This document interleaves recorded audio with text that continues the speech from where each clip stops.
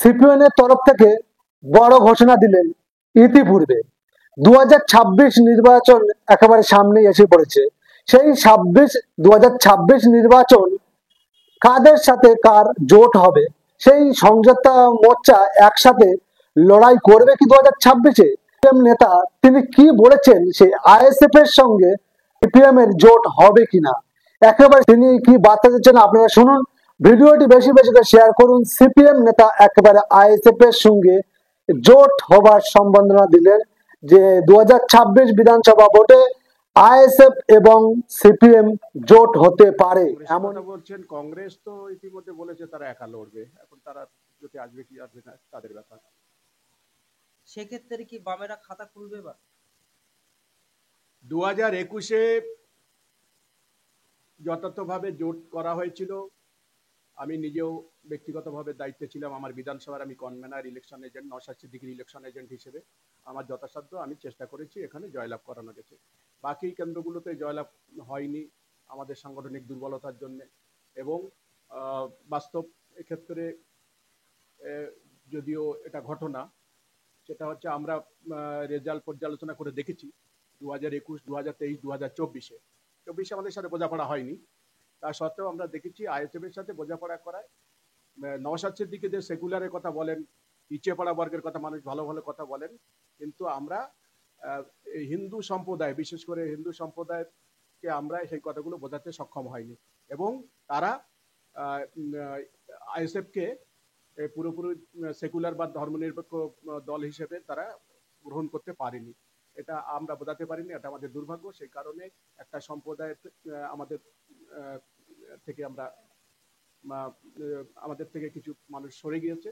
আমরা সেই সব মানুষের কাছে যাচ্ছি এবং মানুষকে বোঝানোর চেষ্টা করছি তৃণমূল এবং বিজেপি হচ্ছে প্রধান শত্রু। সেই শত্রুর বিরুদ্ধে আমাদের, শুধু শত্রু না, আমাদের শত্রু না, জনগণের শত্রু। তারা মানুষকে শোষণ করছে, আদানি আম্বানিদের ট্যাক্স ছাড় দিচ্ছে, তাদেরকে ঋণ মকুব করে দিচ্ছে, আর গরিব মানুষের ঘাড়ে জুলুম করে, যদি 40,000 টাকা লোন নেয় তাদের কাছ থেকে জুলুম করে আদায় করার চেষ্টা হচ্ছে। এইরকম একটা অবস্থা। বিদ্যুৎ থেকে শুরু করে আমি আগেই বলেছি সমস্ত জিনিসপত্রের দাম বাড়াচ্ছে, আর ট্যাক্স আদায় করে সেই ট্যাক্সের বিনিময়ে মানুষকে কিছু লক্ষ্মীর ভান্ডারের নামে এটা ওটা দিয়ে মানুষকে ভিখারিতে পরিণত করছে। এটা প্রকৃত মানুষের বেকার সমস্যার সমাধান নয়। আমরা ওই পথে বিশ্বাস, লক্ষ্মীর ভান্ডার থাকুক, আমরা এর বিরোধী নই, কিন্তু কলকারখানা বন্ধ হবে কেন? নতুন কলকারখানা কেন হচ্ছে না? এত শিল্প সামিট হলো, বিদেশ থেকে সব শিল্পপতিদের এনে কটা কারখানার উদ্বোধন করেছেন মমতা বন্দ্যোপাধ্যায়? একটা কারখানা হয়নি, বরং কারখানা বন্ধ হয়ে যাচ্ছে। 100 দিনের কাজ বন্ধ, কোন মানুষের কর্মসংস্থান নতুন করে যেমন হচ্ছে না। তাহলে এই অবস্থায় মানুষ যখন জর্জরিত, তখন মানুষ পথে নামছে। আর তাদেরকে দেখিয়ে একটা সম্প্রদায়ের কাছে খুবই উৎসাহের ব্যাপার, বিশেষ করে মুসলিম ধর্মীয় মানুষের কাছে নওশাদ সিদ্দিকী একটা আইকন, এটা অস্বীকার করার কোনো জায়গা নেই। কিন্তু অন্যদিকে আগেই বলেছি যে অন্যদিকে একটা সম্প্রদায় এটাকে সেইভাবে গ্রহণ করতে পারছে না, আমরা সেভাবে বোঝাতে পারছি না। এটা একটা আমাদের দুর্ভাগ্য বলা যায়, সেটা আমরা বোঝাতে পারছি না। অন্যদিকে আমরা কিন্তু, আমি এই পর্যন্ত বলতে পারি, সেটা হচ্ছে যে মানে আমাদের রেজাল্ট কি হবে কি হবে না, আগেই বলেছি আমরা মানুষের কাছে যাচ্ছি। বামপন্থীদের বিকল্প, তৃণমূল বিজেপির বিকল্প হিসেবে আমরা মানুষকে বোঝানোর চেষ্টা করছি। বাম আমলে কি ছিল আর এখন কি আছে সেইটা মানুষের কাছে তুলে ধরছি। এবং আমরা সর্বধর্ম, সব ধর্মের মানুষদের নিয়ে, বামপন্থীরা পরীক্ষিত, ধর্মনিরপেক্ষতার প্রশ্নে আমাদের কোনো মানে গায়ে দাগ নেই।